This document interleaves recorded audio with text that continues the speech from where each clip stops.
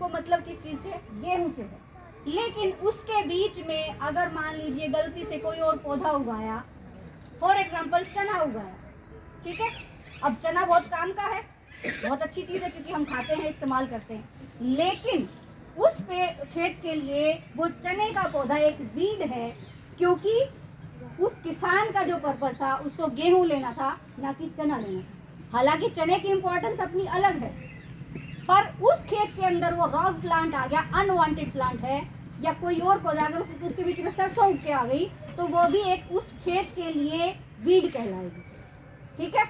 इसी तरह से जो ये हम घास की बात कर रहे हैं, इनकी मेडिसिनल वैल्यू है। इनको कई जगह तो इनके जो खेत बनाए जाते हैं उगाया भी जाता है, प्रॉपर इनकी रेयरिंग होती है, इनके हिसाब से, इनके कल्टीवेशन के हिसाब से इनको इस्तेमाल किया जाता है, इनसे दवाइयाँ बनती हैं, वो इनकी अलग वैल्यू है। लेकिन अगर हमें खाने की चीज़ उगानी है, हम कोई फसल उगा रहे हैं और उसमें ये चीज़ें उगती हैं, तो ये हमारे लिए एक वीड है, घास है, यानी एक अनवांटेड प्लांट है जो हमें नहीं चाहिए, ठीक है। मान लीजिए आपको छोटा सा एग्जांपल देती हूँ, आपको सब्जी खानी थी, आपने कहा मुझे तो छोले खाने हैं, घर पे आपने मम्मी को बोला छोले बना के दो, और छोले के बीच में मम्मी ने उसमें मूंग की दाल डाल दी, क्या आपको अच्छे लगेंगे?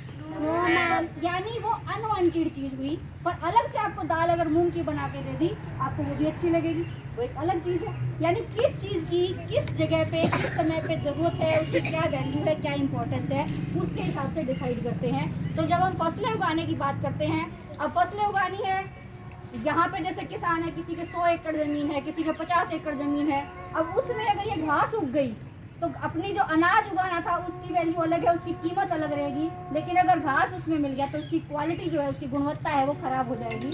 हमारे घर में जैसे जो गेहूं लाते हैं, अगर आपकी मम्मी कभी साफ करते हुए आपने देखा हो, उसमें छोटे छोटे दाने निकलते हैं चमकते हुए से, गुली डंडा घास होती है वो बोलते हैं।